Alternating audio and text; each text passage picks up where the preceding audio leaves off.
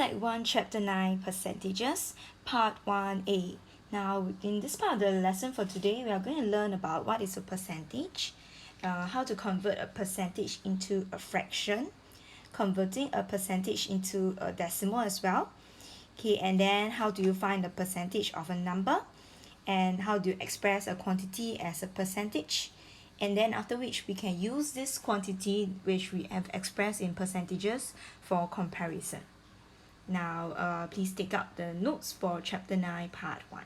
Now, the notes look something like this. So, you'll have the first page of our success criteria. This one is our second page. And then we have a third page down here.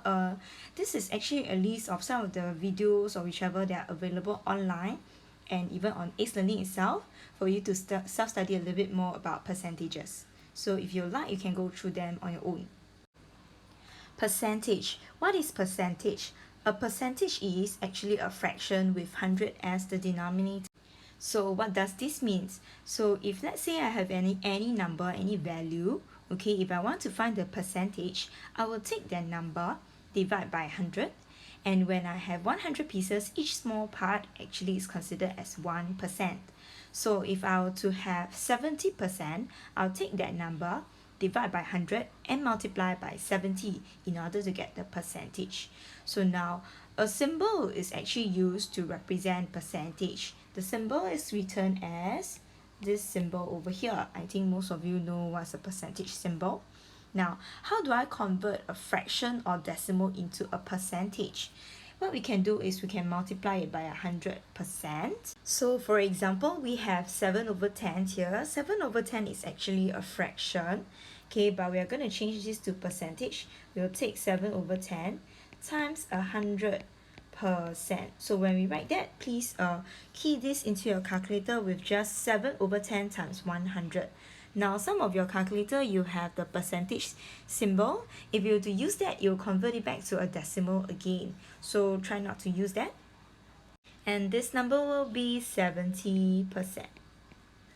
Okay, so when I convert a fraction into a percentage, I multiply by 100%. So this number is original value itself, but if I were to convert it to a percentage, this one is 22.5%.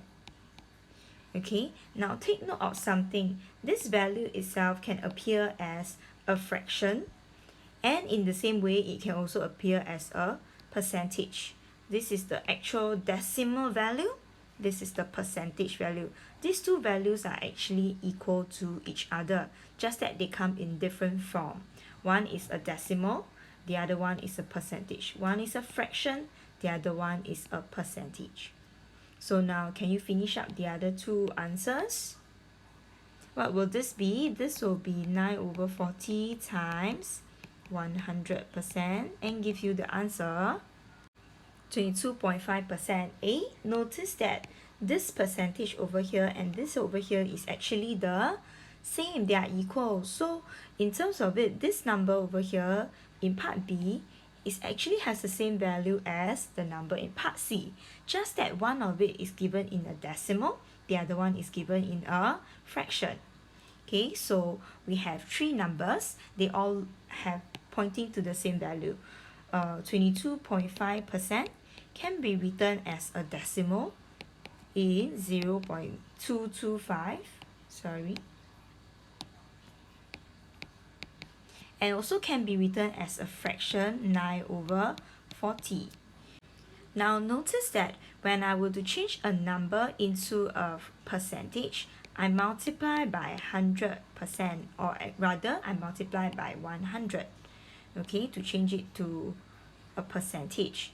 Then if that's the case, how do I change from a percentage to a decimal? I'll need to divide by 100. Similarly, when I change a fraction into a percentage, I multiply by 100. When I change a percentage into a fraction, I'll divide by 100. Okay, so now let's fill out the answer for part D. What's this answer? Oh, it's 256%, 256. Now what do you notice down here? this number itself, this percentage is more than 100%. Why is that so? Okay, if I were to consider a number itself, if the number is 1, the number 1 changed to a percentage will be 100. So 100%, right? So when the number is 1, this is 100%. If the number is something bigger than 1, greater than 1, then the percentage will be greater than 100%. Similarly, if the number here is greater than 100%, then the original value will be greater than 1. Have you gotten the concept? Part B. Now, how do I convert a percentage into a fraction? Now, let's recall. How do we convert a fraction into a percentage? So, a fraction convert into a percentage, we multiply by 100%. So, we get 70%. So, if I were to convert a percentage back into a fraction, I'll now need to divide by 100%. So I'll divide by 100 and then I'll drop off the percentage, okay, sign, symbol. So in this case, what is 25%? 25% will be taking 25 divided by 100. But I should write it in the form of a fraction since they want the final answer as a fraction. And then now reduce this fraction, that will give me 1/4. So can you try the rest of the questions as well on your own?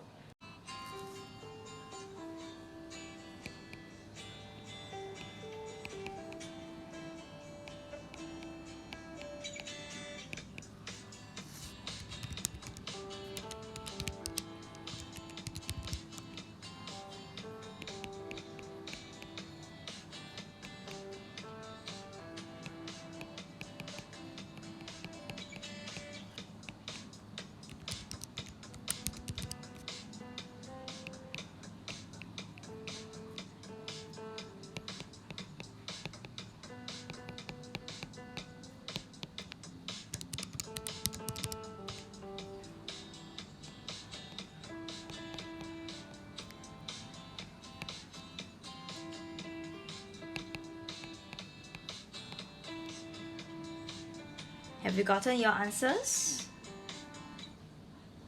Now, in part D, you notice that I have this answer here is 1 1/4. This percentage is more than 100%. Therefore, the value over here is actually greater than 1. I can either express it as a mixed number or an improper fraction, but usually we will prefer it to be in a mixed number so that we can know the value of the number itself very, very quickly. Right, have you gotten the concept? Okay, part C, converting a percentage into a decimal. But before we do that, let's consider how did we convert a decimal into a percentage. When we convert a decimal into a percentage, we multiply by 100% to change it to the number 20%.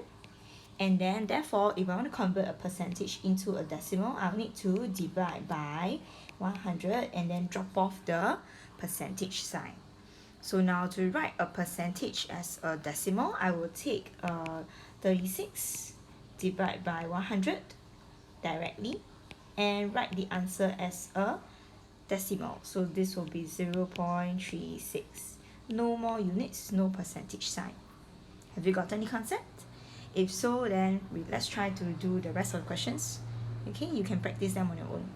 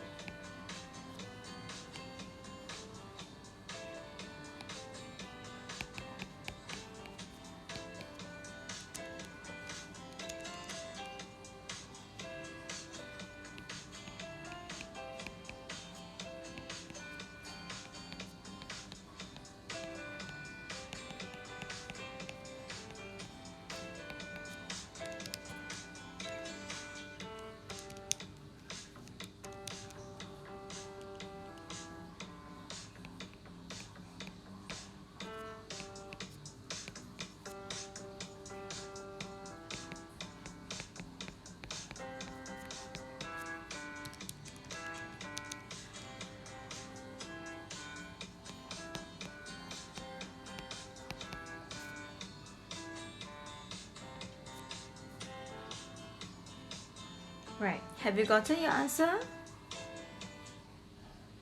Now you notice down here that this number here is more than 100%, so the original value is more than 1. Okay, and we notice that this actually is 8.25% is actually convert to a decimal, can be a rather very small number.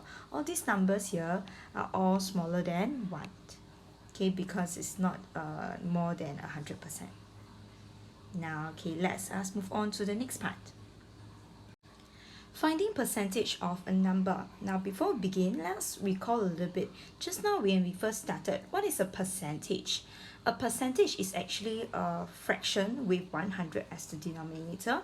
So how did I mention, if I were to have any particular value, this number, what I need to do is I'll need to take it to divide by 100, make the denominator 100, and then multiply by the whichever percent, right? So a percentage, 1% of it looks like this, taking the value over 100.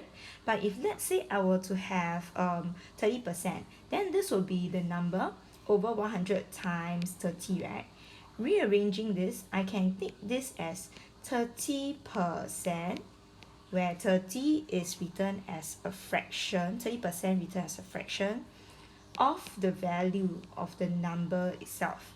So in this case, if I were to find the percentage of a number, let's say for example in exercise 10 part A, 15% of $180. So that means this will be given as 15% of actually means to multiply. So of $180, then this number will give us a value of 27, and the units for it, in this case this is dollars, so this will be $27. Okay, so similarly for the rest of the other questions, we will be doing it the same method. Would you like to try them?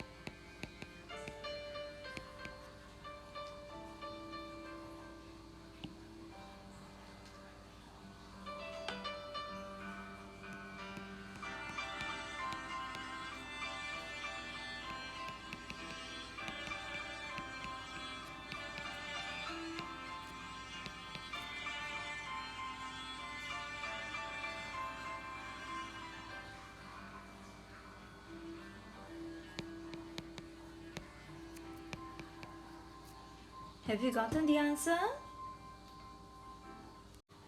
Next one, part E, expressing one quantity as a percentage of another. Now, what does this mean? So, for example, how much is $10 out of compared to $20? How many percentage is this? So if for example I have $10 compared as a percentage of $20, that means this is $10 out of a total of 20. Then I'll need to change it to a percentage times 100%. That means $10 is actually 50% of $20. So if I write this one 10% is equals to $10 is equals to 50% of $20. So how do we do this in the whole process? We take the number, this quantity, out of the quantity that they ask you to compare as a base, the percentage, then we multiply by 100%. So we write it as a fraction first, then we multiply by 100%. So in this case, let's take a look at, for example, exercise 11, question 8. How much is 42 as a percentage of 1.05 meters? Firstly, let's begin. Are they of the same units? We cannot compare something that the units is not the same, right? So what we should do is we should convert the units first. Now, which one would you like to convert? We want to convert the cm to meters or meters to cm? Both are acceptable. Well, to me, it will be easier for me to convert meters to cm, right? So 1 meter is 100 cm. So I'll multiply by 100 and convert this number to 105 cm. Right? Now I'm ready. The units are the same. So I'm going to convert this into a percentage. 42 as a percentage of 50. 42 is how many percent of 105? So it's 42. Okay, question the one they want us to find a percentage, right? So the description is percentage equals to 42 out of the number that they want us to compare to, 105, and then I multiply by 100%. This gives me the answer, 42 over 105 times 100 to be 40%. Okay, let me work out one more question.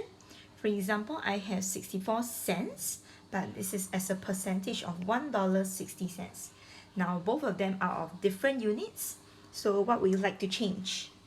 We'll change everything into, you can either change everything into dollars or everything into cents. Okay, so probably this one, I'll change this into cents. $1 have 100 cents. So this one will now become 160 cents. Alright, so now to change this as a percentage, I'll take it as a description. Percentage equals to 64 out of 160, 64 cents out of 160 cents. They are the same unit, so I drop the units in my working, times 100%.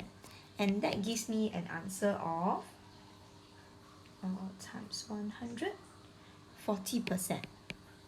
Just nice, this is also 40. So now, if that's the case, would you like to try the remaining two questions? Okay, similarly, we have one is gram, one is a kg. One is kilometers, the other one is a meters. All the units are different, so we need to change the units in one way or the other. Now, I'll leave you to try the questions before we check the answers.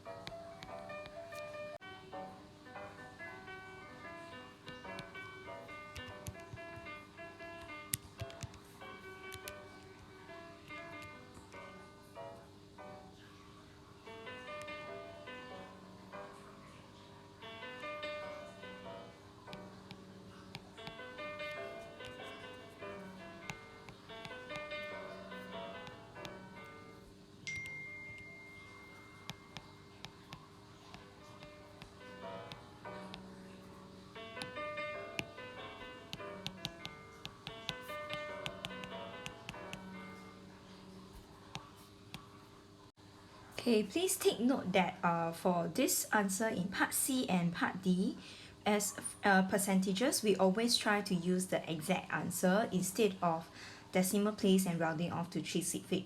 So we prefer it to be in fraction as exact as possible. If the number can be expressed as a decimal with an exact number, we can leave it as, like for example 2.15. This one can be accepted. Or if the number is a recurring number, then you will leave it as a recurring number. But if let's say the number is a very long number and you don't like to write it in fraction, then you need to round off to 3/6. But we will not recommend to use that answer, right? So keep it as a fraction or a recurring decimal if possible. Okay, another thing, you also notice that for 3,165, this percentage is actually very large because 3,000 is way much more than 165. That's why our percentage will come up to be a very large percentage. Now let's move on to the next two questions. Okay, part E, 1.5 years as a percentage of 8 months. Now how do you want to change these units? I can change years to months. So 1 year have 12 months. So it's 1.5 times 12.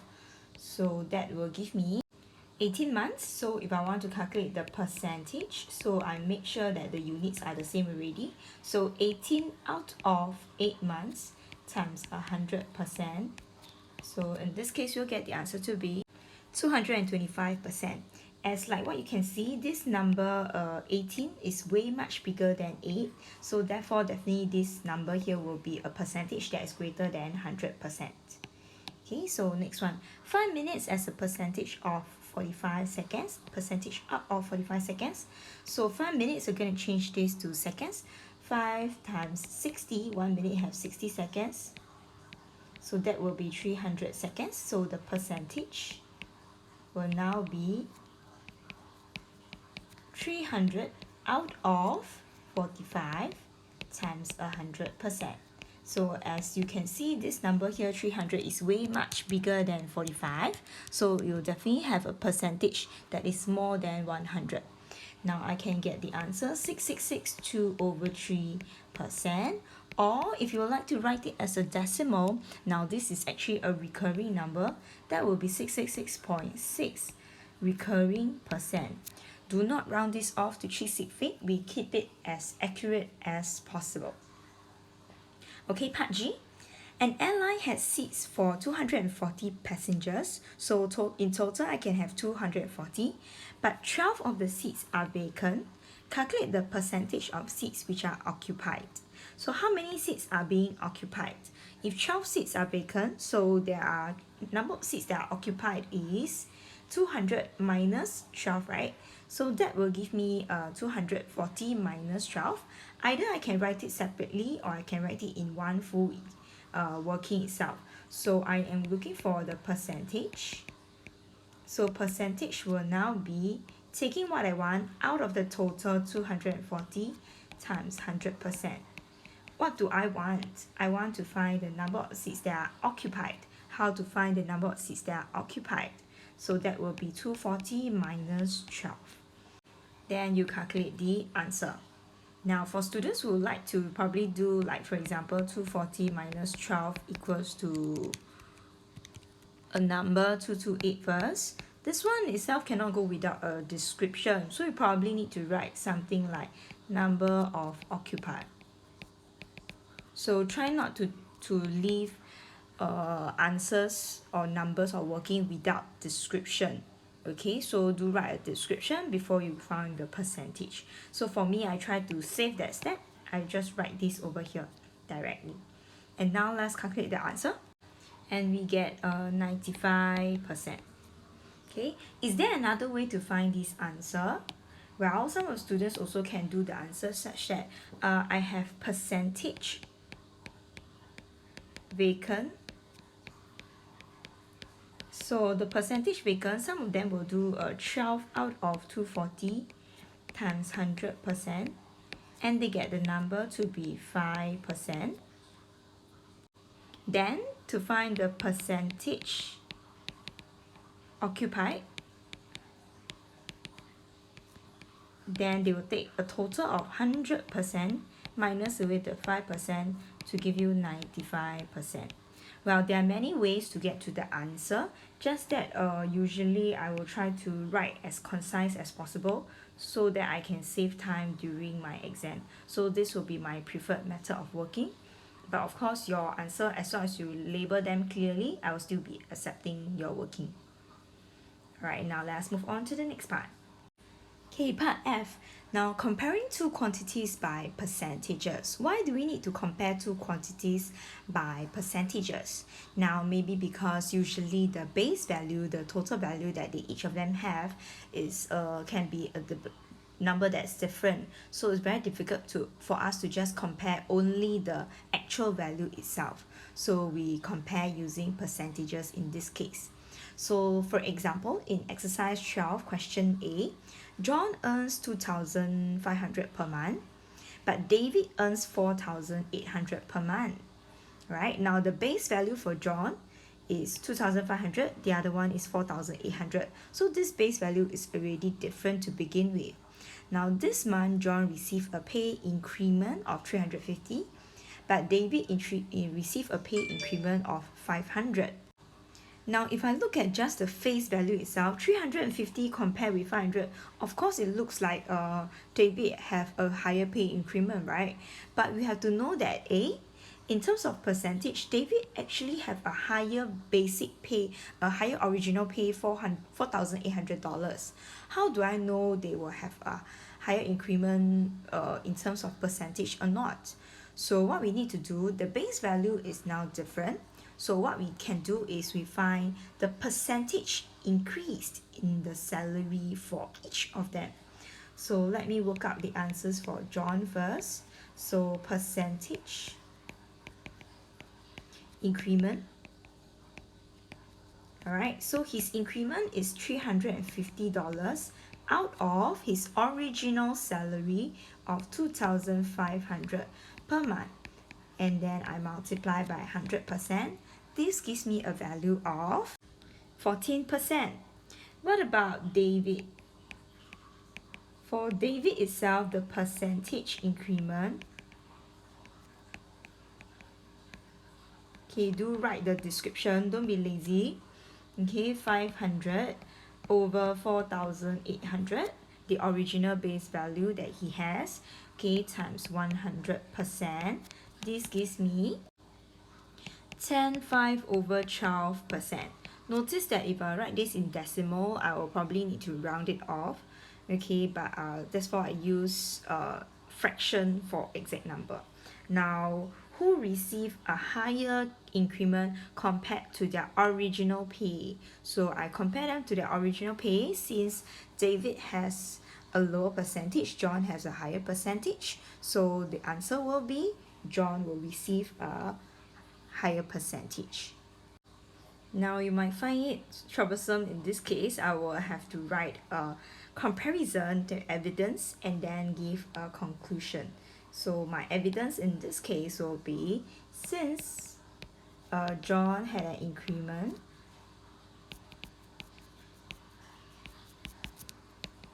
of 14%, which is actually greater than David's increment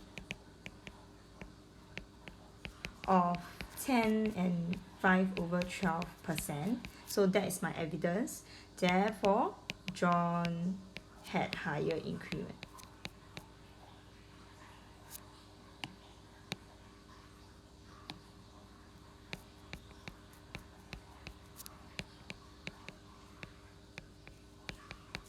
Okay, so don't find it too troublesome to write this kind of question, because usually in paper 2 or some of the questions, they will ask you to compare and to explain why. So if they need you to explain, this is your evidence, okay, that you need to show, and this one will be your conclusion. Okay, so please do be more hardworking during exam to explain it properly. Alright, now let's move on to the next question. Okay, question B. Now group A has 40 students and group B has 35 students. Both groups have the same number of girls. Okay, the same number of girls, but then one is 40 students, one is 35 students. The base number is different, right? So if 60% of the students in group B are girls, find the percentage of girls in group A. What does this tells me? So this tells me that I have 60% of students in group B. So this is the telling me the number of girls, isn't it? So I can find the number of girls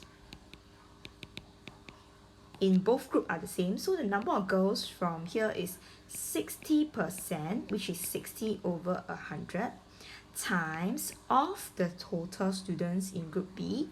Total students in group B is 35. So there's a total of how many girls? 60 divided by 100 times 35. 21 girls, right?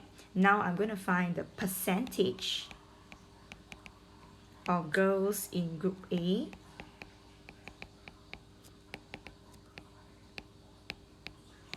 Alright, so write a short description, percentage of girls in group A. That will be 21 girls out of how many students are there in total in group A? Now group A has 40 students. Out of 40 students times 100%. They want us to find the percentage. So 21 over 40 times 100. Now this is 52.5%. Since it's an exact number, I can write it in decimal, or you can write it in fraction, 52.5%. Okay, that's up to you. Have you gotten the answer? Now we have come to the end for today's part of the lesson. Now before we end, let's do a quick review. Okay, in this part of the chapter, we have learned for today, what is a percentage? A percentage is a fraction that can be written with 100 as the denominator. To convert a percentage into a fraction, now if I want to convert a number into a fraction, let's say let's say I convert original number 7 over 10 into a percentage. I multiply by 100%. If I convert it back to a fraction, I will divide by 100% and then drop off the percentage point. If for a decimal, if let's say this is the number, if I want to convert into percentage, I will need to multiply by 100%. If I convert it back to a decimal, I'll divide by 100 and then I'll drop off my percentage point. Okay, so I've done this. How to find the percentage of a number? Express the percentage, let's say it's 30%. So express the percentage as a fraction, okay, out of 100 times the quantity, the value itself, right? Now expressing one quantity as a percentage of another. So for example, I have 42 cm out of compared to 100 cm. I must first make sure the two of them have the same units, and then I write it as a fraction out of the total times 100%. Okay, and to compare two quantities by percentages, I should need to change each of them to percentage. Then I compare which value is better to answer the question. So now we have come to the end of today's chapter. We'll see you for the next lesson. Bye.